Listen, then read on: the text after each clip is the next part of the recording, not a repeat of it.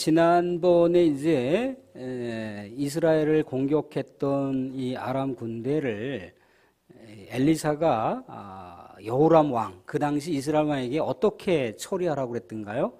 복수하라고 하지 않고 오히려 그들에게 환대를 하면서 평화 정책을 추구하라고 그랬어요. 그래서 상당한 시간 동안 아람 군대가 이스라엘을 쳐들어오지 않았대더라라고 하는 것이 6장 23절에 대한 내용이라는 겁니다. 그런데 그 평화가 그렇게 상당히 오랜 기간 동안 지속되지는 않았던 것 같아요. 아람 군대가 다시 이스라엘 사마리아를 이제 전쟁을 하기 위해서 에워싸는 장면이 오늘 24절에 나옵니다.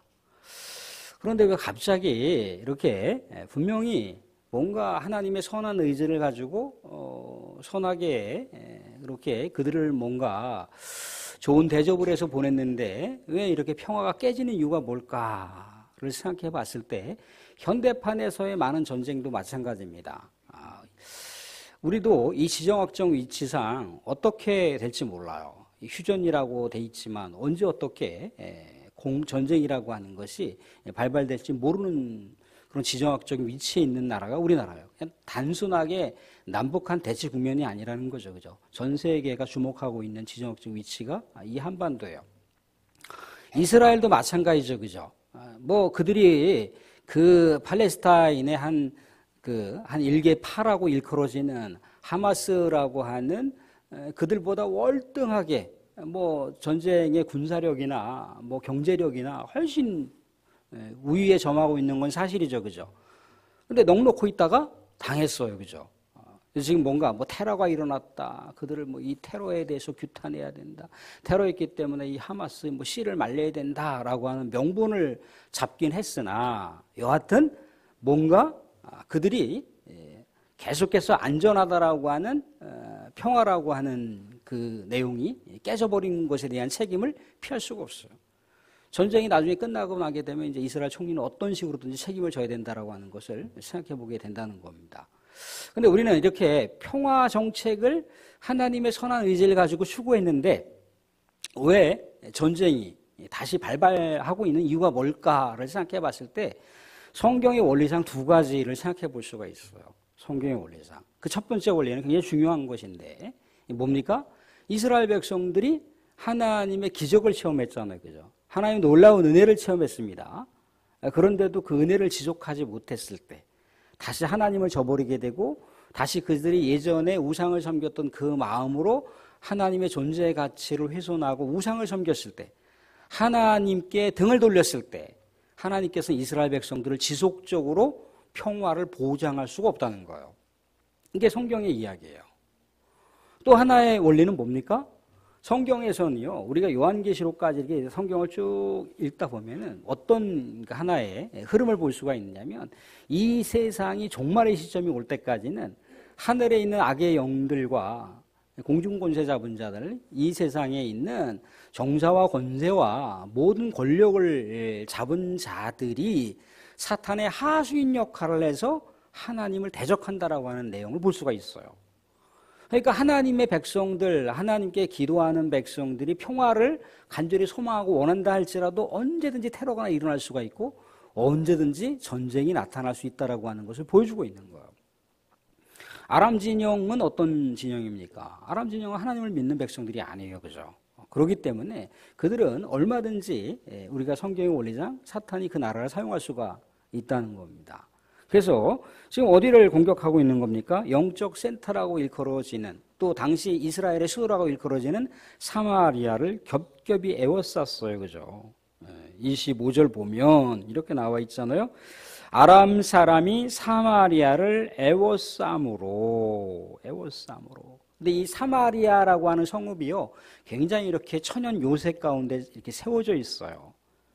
산 능성에 이렇게 위치하고 있기 때문에 다른 나라, 다른 민족이 이렇게 공격을 했을 때 뭔가 전쟁에 대해서 자기네들도 피해를 감내하고 공격을 해야 되는 거예요. 근데 그 피해가 얼마만큼 큰 피해를 당할지 모르니까 함부로 공격을 못하는 겁니다. 그래서 성을 에워싸는 거, 그냥 에워싸는 거예요. 근데 에워싸면은 뭐가 끊어지는가요? 모든 출입할 수 있는 그 출입문 자체가 봉쇄당하는 거잖아요. 그죠? 그럼 성읍에 갇혀 있는 사람들은 완전히 도관에 든 쥐가 되는 거예요. 아람 진영의 이 군대가 그들이 이렇게 겹겹이 에워쌌던 것을 풀지 않으면 꼼짝없이 이 성 안에 있는 사람들은 굶어 죽고 또 물을 마시지 못해 죽는 지경이 된다는 겁니다. 그래서 그 전쟁의 참상에 대해서 25절에 이렇게 얘기를 해주고 있어요. 25절 한번 같이 읽어보겠습니다. 같이 읽겠습니다. 같이 시작. 아람 사람이 사마리아를 에워싸므로 성중이 크게 줄여서 나귀머리 하나에 은 80세겔이요 비둘기 똥 4분의 1갑에 은 5세겔이라.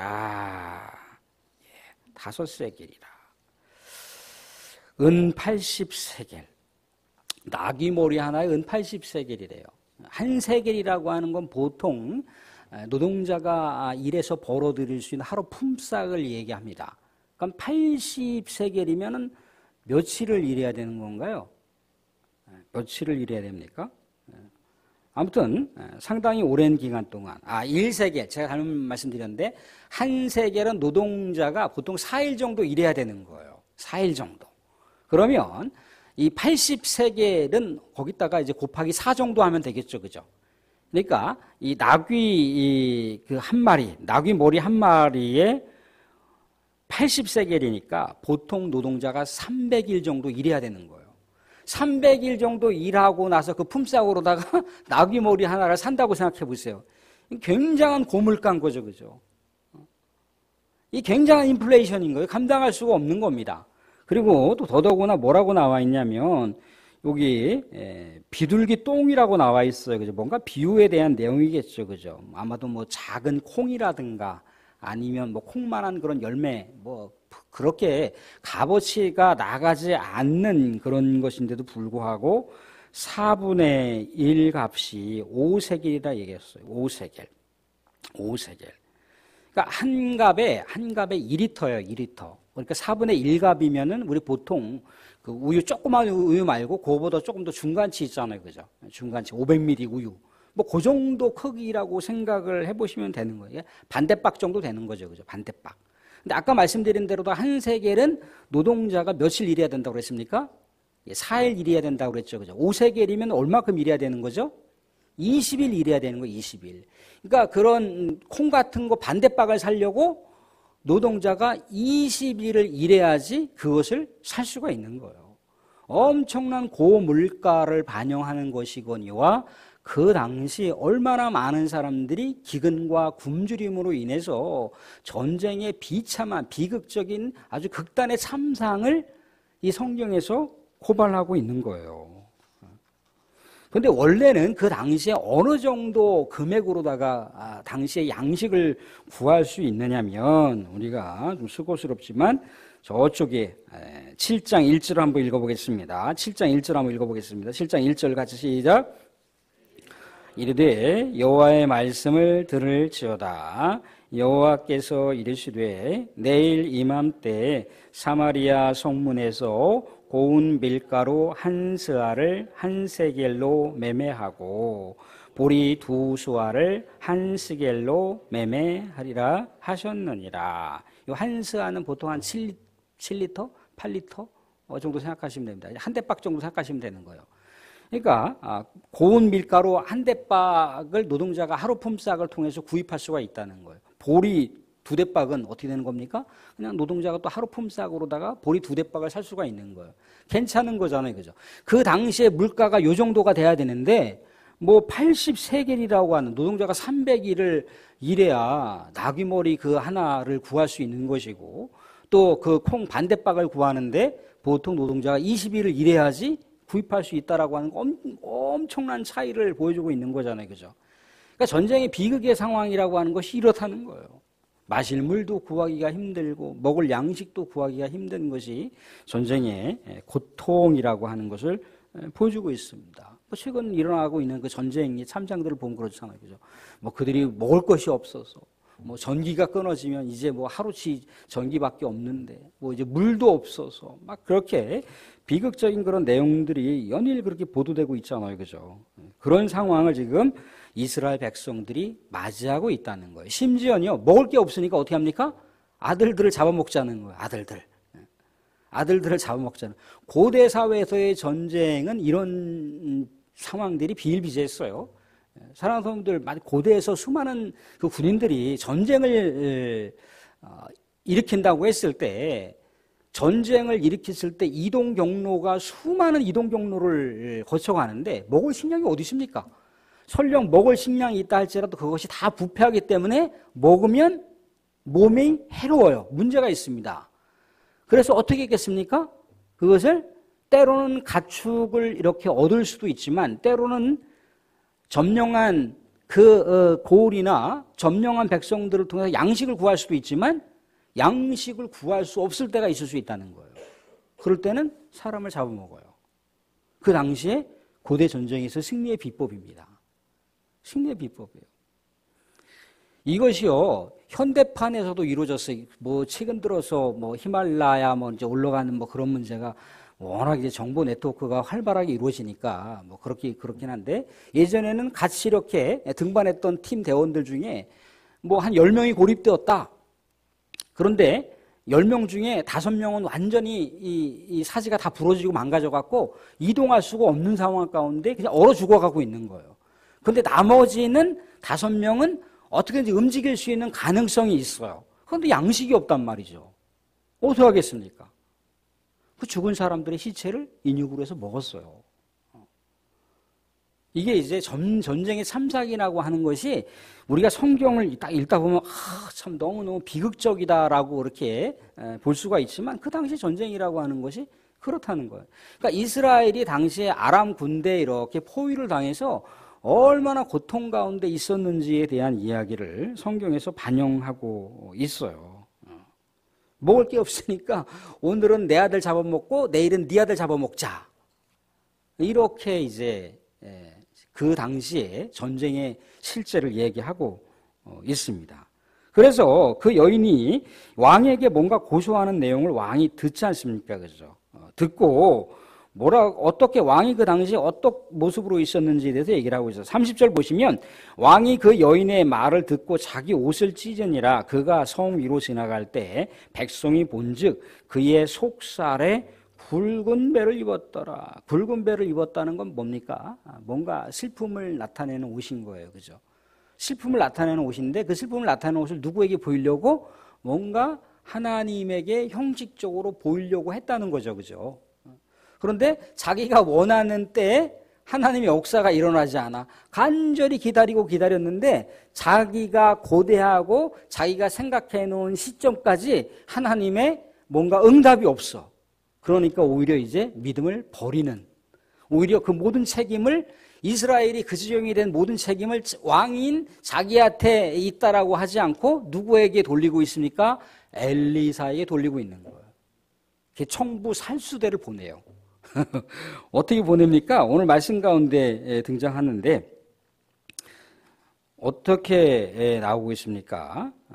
31절에 이렇게 보면 나와 있어. 왕이 이르되 사밧의 아들 엘리사의 머리가 오늘 그 몸에 붙어 있으면 하나님이 내게 벌 위에 벌을 내리실지로다. 그러면 살수대를 파견하는 거예요.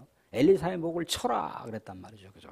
그런데 엘리사하고 같이 이렇게 그나마 이제 하나님의 그 신앙 가운데 깊이 젖어 있었던 당시 또 백성들의 지도자가 있었던가 봐요. 그죠? 그들이 이제 장로들인데 그 장로들이 이제 엘리사를 지키려고 문을 안 열어줘. 그랬더니 그 살수대의 총책이라고 하는 군대 장관이 이제 뭡니까? 그 엘리사에게 이제 다가가는 거죠. 그죠? 뭐라고 얘기하냐면 이제 33절에 이렇게 33절 가자 한번 읽어보겠습니다. 33절 같이 시작. 무리와 말을 할 때 그 사자가 그에게 이르니라. 왕이 이르되 이 재앙이 여호와께로부터 나왔으니 어찌 더 여호와를 기다리리요. 더 이상 못 기다린다는 거야. 가만히 내가 믿었던 하나님한테 응답이 없으니까 나 이제 그 하나님 못 믿겠다는 거야. 그런 신을 내가 이제 더 이상 숭배하지 않겠다라고 하는 얘기를 해주고 있어요. 언제 숭배했다는 내용도 있었나요? 숭배하지도 않았어요. 그죠? 그 당시에 바알과 아세라가 이스라엘 전역을 장악하고 있었고 그 전역을 장악하면서 백성들이 하나님이 아니라 바알과 아세라를 숭배했던 모든 그 원흉의 책임 누구에게 있습니까? 왕에게 있는 거예요. 왕에게. 모든 국정 운영의 총책인 왕에게 있는 거예요. 왕이 하나님을 언제 제대로 섬겨본 적도 없는 왕이 무슨 하나님한테 이 모든 책임과 상황의 책임을 돌리고 있습니까? 엘리사가 이지경으로 만들었다는 것이고 엘리사 위에 누가 있다는 거예요. 하나님이 지금 이스라엘 땅을 이지경으로 만들었으니까 하나님 책임이라는 거예요. 이런 얼토당토 않는 말이 어디 있습니까? 그랬더니 엘리사가 희망적인 메시지를 보여주고 있는 거예요. 그렇게 노동자가 300일을 일해야 되고 20일을 일해야 되는 그런 엄청난 고물가의 상황이 내일이면 새로운 희망의 메시지가 보인다라고 얘기를 해주잖아요. 그죠? 그렇게 이제 하루 정도면 노동자가 하루 일해서 뭐 밀 한 대박 살 수가 있고 또 보리 두 대박 살 수가 있으니까 여러분들 더 기다리시면서 하나님을 신뢰하라고 그렇게 권면하고 있어요. 그랬더니 그 왕의 그 신하 군대 장관이 이렇게 얘기를 하더라는 거죠.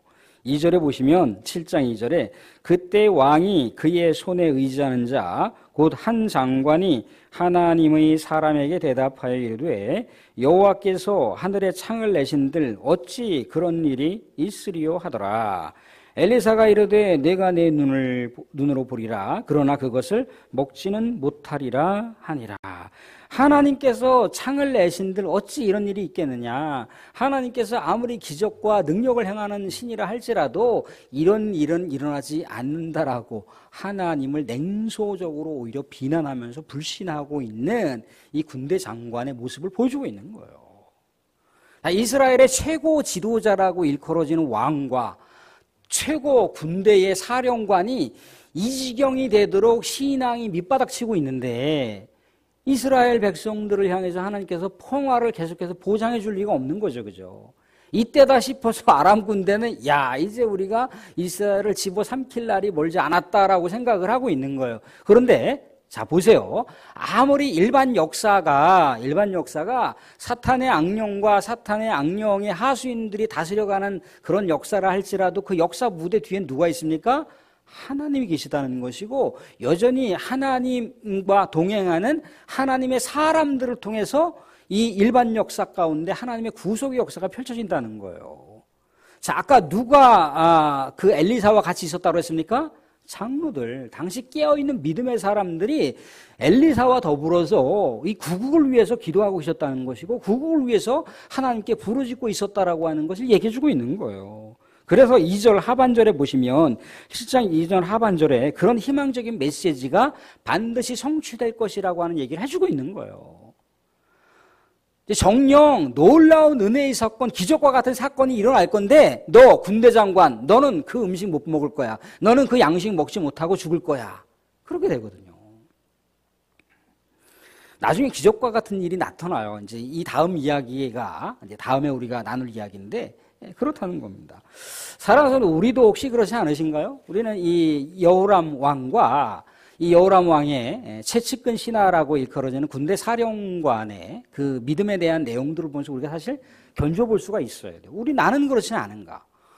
내가 과연 우리 하나님을 찾고 하나님을 향해서 나아가고 하나님께 기도하는 것은 무엇인가? 무엇인가를 생각해 보셔야 돼요. 그래서 우리가 반만년의 역사 가운데 수많은 종교 역사가 시대적인 변천사를 겪어왔잖아요. 그죠? 그런데 시대적인 변천사를 겪어오다가 한 130년, 140년 전에 한국 이 사회 가운데 기독교가 들어왔단 말이죠. 그 전에 뭐 천주교는 한 200년 됐겠지만 들어왔어요. 그죠? 그러면 종교적인 그냥 대상만 바뀐 건가? 그래서 종교적인 어떤 그런 형식과 절차와 그런 모습들, 그냥 뭔가 신에게 구하고자 하는 그 내용들은 똑같다는 거죠. 그죠? 내용적으로는 바뀌지가 않았다는 거예요. 비나이다. 그것과, 불상 앞에서 뭐 이렇게 저렇게 해서 뭐 수능 100일기도 하는 거나, 뭐 기독교인들이 교회에서 모여서 수능기도 10일기도 하는 거나 무슨 차이가 있냔 말이죠. 대상만 바뀐 거잖아요, 대상만. 그러니까 기도 제목이 이루어지든지 이루어지지 않든지 간에 그분은 살아계신 분이고 내가 그분께서 나에게 이 세상의 모든 가치로 감당할 수 없는 구원의 역사를 줬으니 내가 구원받은 백성으로서의 정체성을 지키기 위해서 우리 하나님 앞에 내가 신앙생활하는 것이고 내가 우리 하나님 앞에 구원받은 백성의 정체성으로 하나님께 기도하는 거잖아요. 그죠? 근데 우리가 자꾸 뭔가 흥정의 제목들을 걸어놓고 기도를 하더라는 거죠. 잘못된 것은 아니지만 거기에 목적과 목표를 둘 수가 있다는 거예요. 그러니까 우리는 하나님의 백성이라고 하는 정체성을 갖고 기도하는 거예요. 그 기도가 응답이 되든 안 되든 간에 기도하는 거예요. 그런데 여기서 우리가 조금 더 깊이 들어가면 응답이 이루어지지 않았어. 그런데 믿음이 떨어져. 응답이 이루어지지 않았어. 나 내일부터 교회 안 갈래. 뭔가 우리 하나님께 간절히 구하고 40일 특별, 40일 금식 기도를 하고 뭐 40일 특세를 몇 번 하고 그런데 하나님께서 응답이 안 돼. 그건 네가 계획하고 네가 기도한 거지. 하나님 더 그거 아니더라도 하나님들은 언제나 기도하기를 원하시잖아요. 그죠? 자기가 특별 기도 기간을 잡아놓고 자기가 기도하면서 뭘 하나님한테 그 특별한 기도 기간에 응답해 주세요. 안 해주시면 알죠? 뭐 하나님한테 위협하는 겁니까? 하나님하고 따져 뭐 흥정하자는 겁니까? 이게 아니잖아요. 그죠? 요람 왕의 모습과 군대 장관의 모습이 그랬다는 거예요. 이때까지 사마리아 성에 먹을 것 안 줘봐 하나님? 알지? 뭐 전 누구누구가 그랬다며 하나님 까불면 어떻게 한다 그랬다며요. 그렇게 되는 거예요. 하나님 뭐 내가 안 믿으면 하나님만 손해지. 우리가 이렇게 하나님을 경거망동하게 생각할 수가 있다는 거예요. 하나님은 너무나 우리가 경홀히 생각하시면 안 돼요. 너무나 경박하게 하나님의 존재 가치를 추락시키면 안 돼요.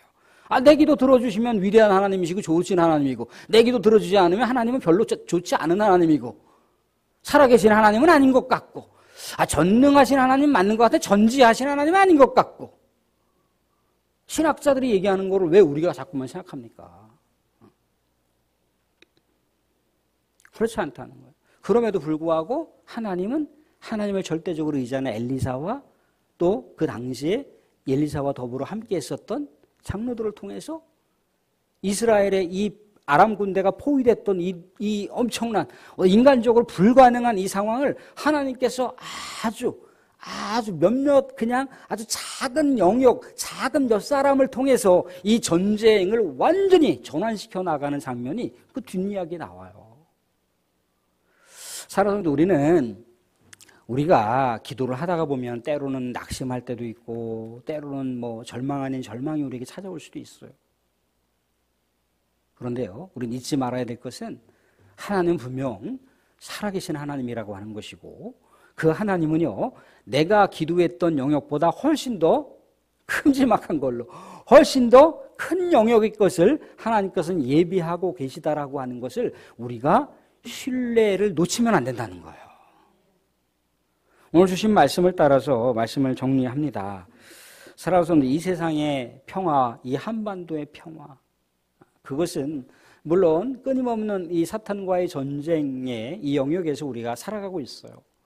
그럼에도 불구하고 종말이 올 때까지는 우리 하나님 역사 종말의 마지막 시점까지는 끊임없이 사탄은 계속해서 믿음의 사람들을 공격한다는 것이고 믿음의 사람들의 간절한 소망들을 짓이어 놓기 위해서라도 악랄하게 대든다는 거예요. 그러면 그럴수록 우리가 깨어서 근신해야 된다는 거예요. 설령 우리에게 불리하게 작용하는 여러 가지 전쟁의 판도가 우리에게 불리하게 작용하는 상황이라 할지라도 전쟁의 상황 속에 우리가 그러면 하나님이 응답하지 않았고 하나님 평화를 우리에게 지켜주지 않으면 우리가 어떻게 감당해? 하나님 기도해도 소용이 없네? 이렇게 우리가 접근해서는 안 된다는 거예요. 전쟁의 상황이라 할지라도 하나님 그럼에도 불구하고 하나님 기도합니다. 그럼에도 불구하고 하나님의 역사의 해안이 있으시겠죠? 역사의 섭리가 있으시겠죠? 우리가 그걸 바라보면서 나가게 됐을 때 전쟁의 상황 속에서도 우리 하나님의 방법으로 타개해 갈 수 있는 길이 있다는 거예요. 그걸 놓치지 않으면 안 된다는 것이고 우리가 여러 가지 세상 가운데 살아가면서요. 우리가 원하는 답을 찾지 못한다 할지라도 하나님은 분명 답을 갖고 계신 분이라는 것이고 하나님은 분명 내가 생각하고 있는 답 손톱만큼만 생각하는 내 이 땅 가운데 생각하고 있는 이 답보다도 더 광활한 답을 갖고 계신 분이라고 하는 것을 우리가 놓치면 안 된다는 거예요.